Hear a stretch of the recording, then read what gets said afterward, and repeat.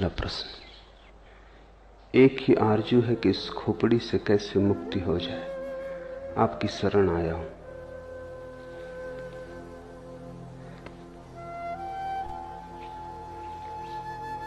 खोपड़ी से मुक्त होने का ख्याल भी खोपड़ी का ही है।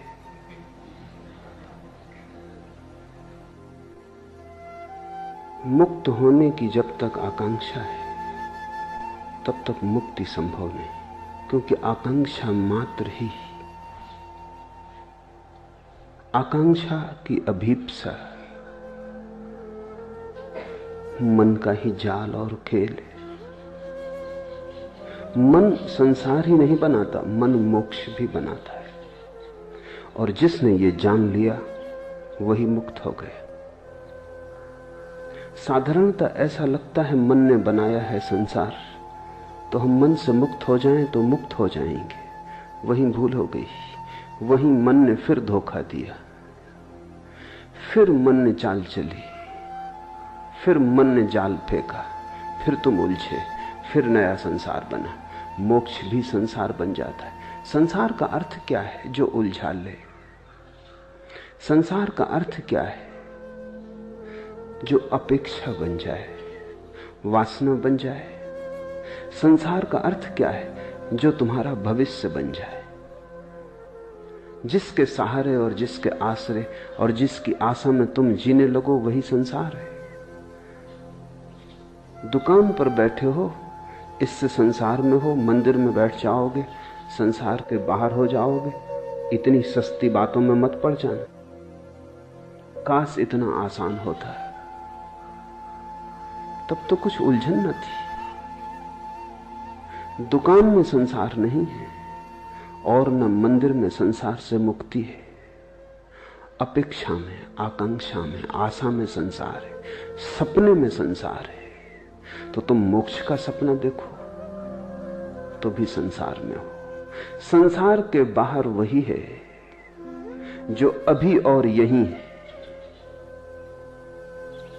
लेकिन इसका तो अर्थ यह हुआ कि मोक्ष की आकांक्षा भी छोड़ देनी पड़ेगी, अन्यथा मोक्ष के बहाने भी, मोक्ष की वासना से भी तुम नए नए संसार बनाते चले जाओगे।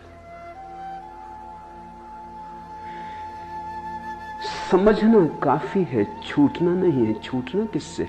किसी ने बांधा होता तो छूटते, किसी ने बांधा भी नहीं। बंधन कहां है? बंधन से छूटने की जल्दी मत करो, क्योंकि यह भी हो सकता है बंधन हो ही ना, तब तुम छूटने की कोशिश से बंध जाओगे। और अगर बंधन नहीं है तो छूटोगे कैसे?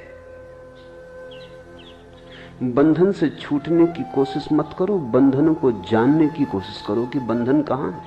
पूछो, जिज्ञासा करो, वासना मत करो। विपरीत की वासना भी वासना है। तुम कुएं से बचते हो, खाई में गिर जाते हो। इससे क्या फर्क पड़ेगा कि तुमने गिरने का ढंग बदल लिया? तुम बाएं गिरे कि दाएं गिरे, इससे क्या भेद पड़ता है?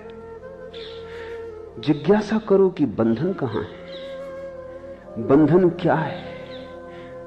बंधन को भर आंख देखो। इसी को बुद्ध ध्यान कहते हैं, अप्रमाद कहते हैं कि बंधन को भरी आंख से देखो। तुम्हारे देखने देखने में तुम पाओगे बंधन पिघला, बंधन गया, क्योंकि बंधन तुम्हारी मूर्छा है। अगर तुम जाग के देखोगे कैसे टिकेगा? बंधन वस्तुतः होता तो मुक्ति का कोई उपाय न था। बंधन केवल ख्याल है, बात में से बात निकल आई है, कहीं कुछ है नहीं।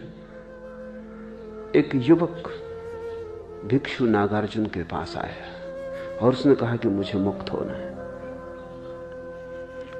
और उसने कहा कि जीवन लगा देने की मेरी तैयारी है,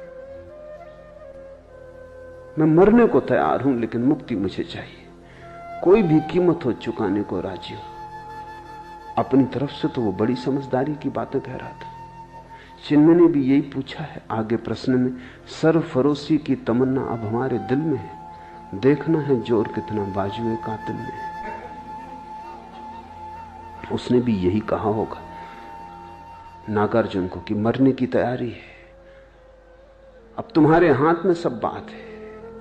मुझसे न कह सकोगे कि मैंने कुछ कमी की प्रयास में, मैं सब करने को तैयार हूं। अपनी तरफ से वो ईमानदार था, उसकी ईमानदारी पर शक भी क्या करें। मरने को तैयार था, और क्या आदमी से मांग सकते हो। लेकिन ईमानदारी कितनी ही हो भ्रांत थी। नागार्जुन ने कहा ठहर, एक छोटा सा प्रयोग कर, फिर अभी इतनी जल्दी नहीं मरने मारने की, ये भाषा ही ना समझेगी, यहां मरना मारना कैसा। तो एक 3 दिन छोटा सा प्रयोग कर, फिर देखेंगे। और उससे कहा कि तू चला जा सामने की गुफा में, अंदर बैठ जा और एक ही बात पर चित्त को एकाग्र कर कि तू एक भैंस हो गया है। भैंस सामने खड़ी थी, इसलिए नागार्जुन को ख्याल आ गया कि तू एक भैंस हो गया है, सामने भैंस खड़ी है। उस युवक ने कहा जरा चिंतित होकर कि इससे मुक्ति का क्या संबंध। नागार्जुन ने कहा वो हम 3 दिन बाद सोचेंगे, बस तू 3 दिन बिना खाए पिए बिना सोए एक ही बात सोचता रहे कि तू भैंस हो गया है। 3 दिन बाद मैं हाजिर हो जाऊंगा तेरे। अगर तू इसमें सफल हो गया तो मुक्ति बिल्कुल आसान है, फिर मरने की कोई जरूरत नहीं। उस युवक ने सब दांव पे लगा दिया। वो 3 दिन न भोजन किया न सोया। 3 दिन अहिर्निश उसने एक ही बात सोची कि मैं भैंस हूं। अब 3 दिन अगर कोई सोचता रहे भैंस है, वो भैंस हो गया। हो गया नहीं कि हो गया, उसे प्रतीत होने लगा कि हो गया। एक प्रतीति पैदा हुई, एक भ्रम जाल खड़ा हुआ। जब तीसरे दिन सुबह उसने आंख खोल के देखा तो वो घबराया, वो भैंस हो गया था। और भी घबराया क्योंकि अब बाहर कैसे निकलेगा। गुफा का द्वार छोटा था, आए तब तो आदमी थे, भैंस थे, उसके बड़े सींग थे। उसने कोशिश भी की तो सींग अटक गए। चिल्लाना चाहा तो आवाज तो ना निकली, भैंस का स्वर निकला। जब स्वर निकला तो नागार्जुन भागा हुआ पहुंचा। देखा युवक है, कहीं कोई सींग नहीं, मगर सींग अटक रहे हैं। कहीं कोई सींग नहीं है, वो आदमी जैसा आया था वैसे ही है। लेकिन 3 दिन का आत्मसम्मोहन, 3 दिन का सतत सुझाव, 3 बार भी सुझाव दो तो परिणाम हो जाते हैं। 3 दिन में तो करोड़ों बार उसने सुझाव दिए होंगे। फिर बिना खाए बिना सोए। जब तुम 3 दिन तक नहीं सोते तो तुम्हारी सपना देखने की शक्ति इकट्ठी हो जाती। 3 दिन तक सपना नहीं देखा, जैसे भूख इकट्ठी होती है 3 दिन तक खाना ना खाने से, ऐसा 3 दिन तक सपना न देखने से सपना देखने की शक्ति इकट्ठी हो जाती। 3 दिन की सपना देखने की शक्ति, 3 दिन की भूख। भूख में भी जितना शरीर कमजोर हो जाता उतना मन मजबूत हो जाता है। भूख से शरीर तो कमजोर होता है, मन मजबूत होता है।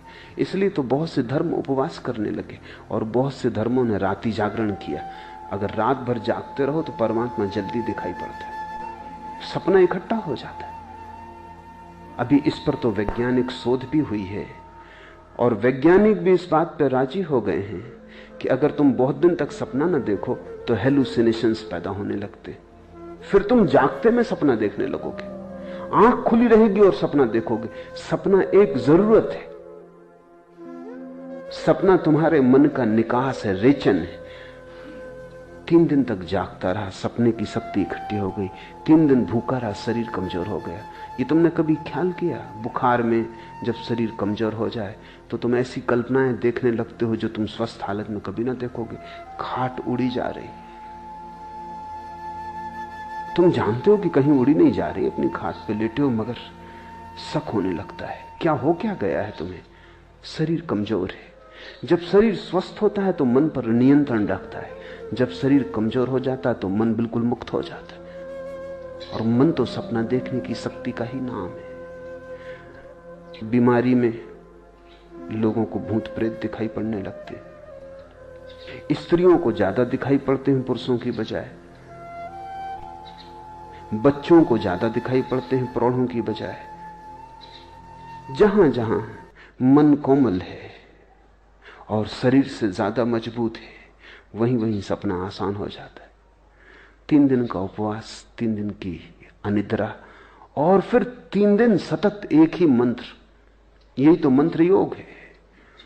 तुम बैठे अगर राम राम राम राम कहते रहो कई दिनों तक, पागल हो ही जाओगे। एक सीमा है झेलने की। वो 3 दिन तक कहता रहा मैं भैंस हूं, मैं भैंस हूं, मैं भैंस हूं। हो गया, मंत्र शक्ति काम कर गई। लोग मुझसे पूछते मंत्र शक्ति, उनको मैं ये कहानी कह देता हूं, ये मंत्र शक्ति है।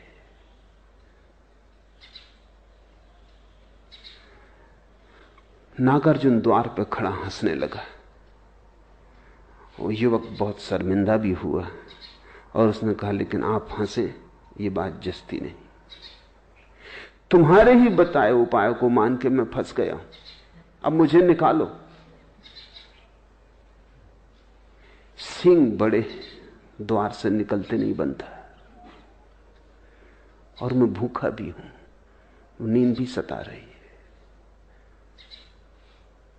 नागार्जुन उसके पास गया, उसे जोर से हिलाया तो थोड़ा वो तंद्रा से जागा तो उसने देखा सींग भी नदारत है, भैंस भी कहीं नहीं। वो भी हंसने लगा। नागार्जुन ने कहा बस यही मुक्ति का सूत्र है। संसार तेरा बनाया हुआ है, कल्पित है। संसार को छोड़ना नहीं है, जाग के देखना है। इसलिए जिन्होंने तुमसे कहा कि संसार छोड़ो, उन्होंने तुम्हें मोक्ष में उलझा दिया। मैं तुम्हें संसार छोड़ने को इसलिए नहीं कह रहा हूं। छोड़ने की बात ही भ्रांत है। जो है ही नहीं उसे छोड़ोगे कैसे? छोड़ोगे तो भूल में पड़ोगे। जो नहीं है उसे देख लेना, जान लेना कि वो नहीं है, मुक्त हो जाना है। इसलिए बुद्ध ने कहा असत्य को असत्य की तरह देख लेना मोक्ष है, असार को असार की तरह देख लेना मोक्ष है। सारा राज देख लेने में। ये तो पूछो ही मत कि खोपड़ी से कैसे मुक्ति हो जाए। ये कौन है जो पूछ रहा है? ये खोपड़ी ही है जो पूछ रही है। अगर इस खोपड़ी की बात मान के चले तो इससे तुम कभी मुक्त ना हो पाओगे। जाग के देखो कौन पूछता है, गौर से सुनो कौन प्रश्न उठाता है। ये कौन है जो मुक्त होना चाहता है? क्यों मुक्त होना चाहता है? बंधन कहां है? और जिसने भी जाग के देखा वो हंसने लगा, क्योंकि बंधन उसने कभी पाए नहीं। जागने में कोई बंधन नहीं। इसलिए बुद्ध चिल्ला चिल्ला के कहते प्रमाद में मत जियो, अप्रमाद जागो, होश में आ जाओ। और तुम कहीं भी गए नहीं हो, तुम वहीं हो जहां तुम्हें होना चाहिए। भैंस तुम कभी हुए नहीं, तुम वही हो जो तुम हो। तुम परमात्मा हो। इससे तुम रत्ती भर यहां वहां न हो सकते हो, न होने का कोई उपाय। हां, तुम भ्रांति में रह सकते हो। तुम अपने को जो चाहे समझ लो। मन शक्तिशाली है, तुम जो चाहोगे वही बन जाओगे। और जिस दिन भी तुम देखना चाहोगे उस दिन तुम दृष्टि बन जाओगे। दृष्टि मुक्ति है।